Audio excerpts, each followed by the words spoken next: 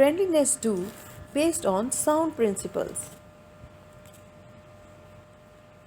It is wisely said that good friends care for each other, close friends understand each other, but true friends stay forever beyond words, beyond distance, and beyond time.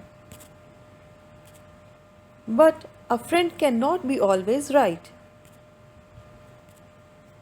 and all that a friend says and does cannot be accepted. It is not possible to say yes to all that a friend says. Sometimes it is necessary to say firm no too. Principle based friendship can help personality growth.